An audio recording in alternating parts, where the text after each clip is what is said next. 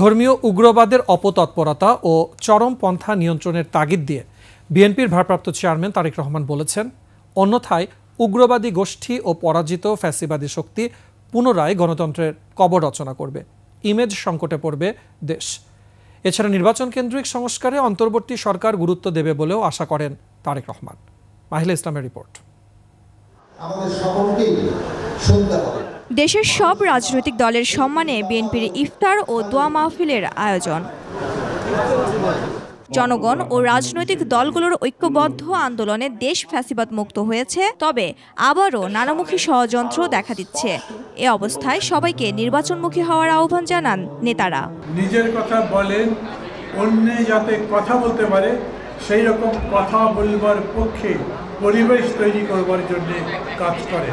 একটি সুন্দর সমৃদ্ধ বাংলাদেশ গড়ার জন্য এখনো জাতীয় ঐক্যই হবে সবচেয়ে শক্তিশালী হাতিয়ার। ছাত্র আন্দোলনকে কেন্দ্র হলেও এর প্রেক্ষাপটটা গত 16 বছর ধরেই গণতান্ত্রিক লড়াইয়ের মধ্য দিয়ে তৈরি হয়েছে। এ সময় নতুন দল এনসিপির আহ্বায়ক নাহিদ ইসলাম বলেন, মুজিববাদের রাজনীতি জনগণ আর দেখতে চায় না। বাংলাদেশের জনগণ আসলে বিদায় করেছে, ফলে বাংলাদেশের যে সামনের ভবিষ্যৎ রাজনীতি নির্বাচন, সেখানে আসলে সেই মুজিববাদী রাজনীতির কোনো স্থান আসলে হবে না। অনুষ্ঠানে বিএনপির মহাসচিব মির্জা ফখরুল ইসলাম আলমগীর বলেন, কঠিন সময় অতিক্রম করছে দেশ।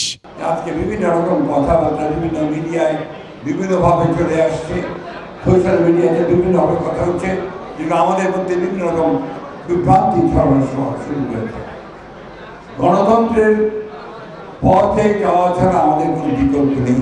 ভার্চুয়ালি যুক্ত হয়ে বিএনপির ভারপ্রাপ্ত চেয়ারম্যান তারেক রহমান বলেন, দেশের অসাম্প্রদায়িক গণতান্ত্রিক চরিত্র অক্ষুণ্ণ রাখতে চরমপন্থা ও ধর্মীয় উগ্রবাদী শক্তিকে প্রতিহত করতে হবে।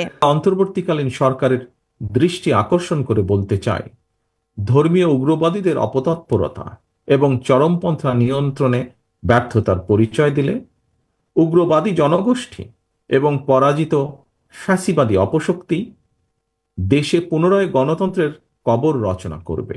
নির্বাচনের মধ্য দিয়েই জনপ্রতিনিধিত্বশীল সংসদ ও সরকার গঠনের সুযোগ তৈরি হয় বলেও এ সময় মন্তব্য করেন তারেক রহমান। 1.5 দশক মাফিয়া শাসন শোষণে বিপর্যস্ত বাংলাদেশ মেরামতের জন্য 7 মাস হয়তো খুব বেশি সময় নয়, তবে আগামী দিনগুলোতে অন্তর্বর্তীকালীন সরকারের কার্যক্রম কিংবা কর্মপরিকল্পনার রূপরেখা জনগণের সামনে আরও স্পষ্ট এবং সুনির্দিষ্ট হলে জনমনে থাকা সকল সন্দেহ সংশয়ের অবসান ঘটত। বর্তমান পরিস্থিতিতে সব রাজনৈতিক দলের ঐক্যবদ্ধ থাকার তাগিদও উঠে আসে এই আয়োজন থেকে।